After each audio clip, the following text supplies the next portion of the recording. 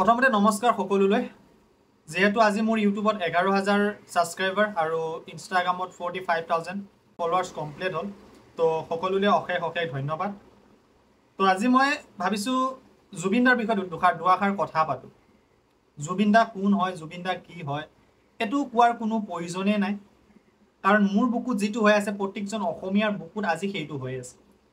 তো প্ৰথম কথা হ'ল আমি জুবিন দাৰ বাবে জাষ্টিছ ফৰ জুবিন গাৰ্গ লিখিবলৈ বাধ্য হ'ব লগা হৈ গ'ল, আৰু আমি অলৰেডি লিখিলোঁ 1.3 million justice for Zubeen Garg আমি অলৰেডি লিখিলোঁ।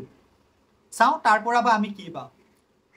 নেক্সট কথাটো হ'ল আমি চৰকাৰক অনুৰোধ কৰিব বিচাৰিছোঁ যে যিমান সোনকালে পাৰে আমাক ন্যায় দিবলৈ চেষ্টা কৰক, জুবিন দাক ন্যায় দিবলৈ চেষ্টা কৰক, কাৰণ প্ৰত্যেকজন অসমীয়া বৰ্তমান অধৈৰ্য হৈ গৈছে।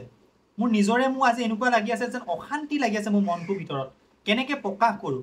প্ৰত্যেকজন অসমীয়াৰ চাগে সেইটোৱে হৈ আছে।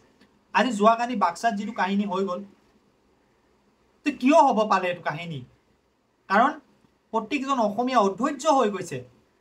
আজি সিহঁতক বাক্সাৰ যিখন কাৰাগাৰত লৈ আহিছে, সেই কাৰাগাৰখন ইমানেই ধুনীয়া, ইমানেই নতুন, মানে এতিয়ালৈ এটাও কাৰাগাৰত এটাও কেইদি ৰখা হোৱা নাই। তো তেনেকুৱা এখনত সিহঁতক ৰখাটো কি জৰুৰী নেকি? সিহঁতে VIP নেকি? সিহঁতেতো VIP নহয়। আজি সিহঁতক এনেকুৱা এখন কাৰাগাৰত ৰাখিব লাগিছিলে য'ত নেকি সিহঁতে লেট্ৰিন কৰিব গ'লেও 10 বাৰ ভাবিব লাগিছিল, সিহঁতে লাইনত খাৰা হ'ব লাগিছিল, খাবলৈ গ'লেও লাইনত খাৰা হ'ব লাগিছিলে। এতিয়া যিখন কাৰাগাৰত ৰাখিছে তাতো সিহঁতক আৰামত লেট্ৰিন কৰিব মন গ'লে আৰামত লেট্ৰিন কৰিব, খাব মন গ'লে আৰামত খাব। আৰু পুলিচ প্ৰশাসন চৰকাৰক এটা অনুৰোধ, আমাৰ অসমীয়া ৰাইজৰ মনৰ আৱেগখিনি বুজিবলৈ চেষ্টা কৰক। যিহেতু জুবিন দাৰ বাবে, জুবিন দা সকলোৱে প্ৰাণৰো প্ৰাণ আছিল, হাৰ্ট থ্ৰব আছিলে আমাৰ। সৰুৰ পৰা 2000 চনত মোৰ জন্ম, 2000 চনৰ পৰা আজিলৈ জুবিন দাৰ জন্ম হোৱাৰ পিছৰ পৰাই ক'ব পাৰি জুবিন দাৰ গান শুনিছোঁ। খোৱা সময়ত, ফুৰিব যোৱা সময়ত, নাচ বিহু, ঈদ, ভাওনা, ৰাস সকলোতেই আমাৰ জুবিন দা।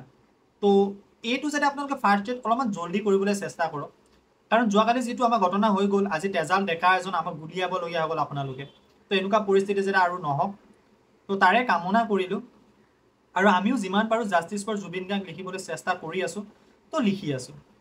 থাৰ্ড কথাটো হ'ল আজি কেইদিনমানৰ আগতে এখন বজাৰ বহিছিল, মই বজাৰ বুলিয়ে ক'ম কাৰণ সেইখন বজাৰে হ'ব, কাৰণ আপোনালোকে ভাবিব এখন বজাৰে হয়।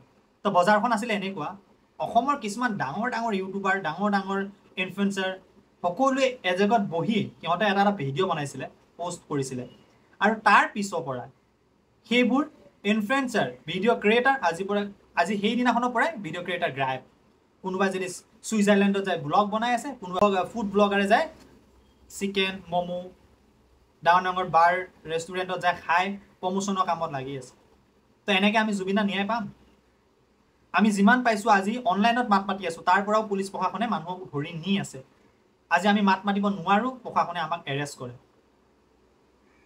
তো এনেকৈ কেনেকৈ ন্যায় পাম আমি?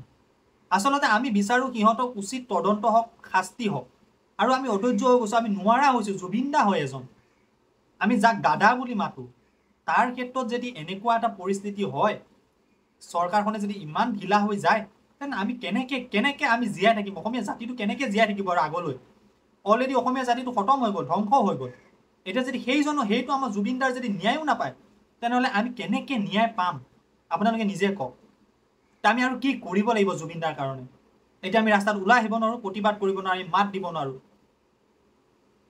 কোনোবা এটা যদি বিৰোধী দলে মাত দিয়ে ৰাজনীতি কৰিছে, কোনোবা এটা যদি এজন ভিডিঅ' ক্ৰিয়েটাৰে, আমি সৰু সুৰা ভিডিঅ' ক্ৰিয়েটাৰ, আমি যদি মাত দিব যাওঁ আমি ভিউজৰ কাৰণে কাম কৰা বুলি কয়। তো এইটো এটা বহুত ডাঙৰ মানে কাণ্ড হৈ আছে। তো একচুৱেলি এইটো হ'ব নালাগে, এইটো অতি সোনকালে বন্ধ হ'ব লাগে, কাৰণ এনেকৈ যদি অসমীয়াৰ জনতাৰ ওপৰত, সাধাৰণ জনতাৰ ওপৰত অত্যাচাৰ হৈ থাকে, তো এইটো ক'বলৈ আৰু কোনো ভাষা নাই। তো আমি বৰ্তমানলৈ জাষ্টিছ ফৰ জুবিন গাৰ্গ লিখি আছোঁ আৰু লিখি যাম। আমি থমকি দলে নহ'ব। তো সকলোৱে জাষ্টিছ ফৰ জুবিন গাৰ্গ কমেণ্টত লিখি যাবা, আমাক ন্যায় লাগিবই। আমি দেৰিকৈ হ'লেও আমাক ন্যায় লাগিব, বাট এনেকুৱা নহয় যে ইমান দেৰি হৈ যাব, আমাক অতি সোনকালে লাগিব। কাৰণ জুবিন দা বিহীন আমি আজি 28টা দিন কমপ্লিট কৰিলোঁ। আমাৰতো বাদেই, গৰিমা বৈ কেনেকৈ আছে সেইটোতো বহুত এটা ডাঙৰ কথা। তো সকলোলৈ আকৌ এবাৰ মোৰ অশেষ ধন্যবাদ। আজি 11,000 ছাবস্ক্ৰাইবাৰ কমপ্লিট হ'ল আৰু 45,000 ফলোৱাৰ্ছ কমপ্লিট হ'ল তাৰ অশেষ ধন্যবাদ আৰু আমাক ন্যায় লাগিবই চবে কমেণ্টত জাষ্টিছ ফৰ জুবিন গাৰ্গ লিখি যাব জয় আই অসম জয় জুবিন দা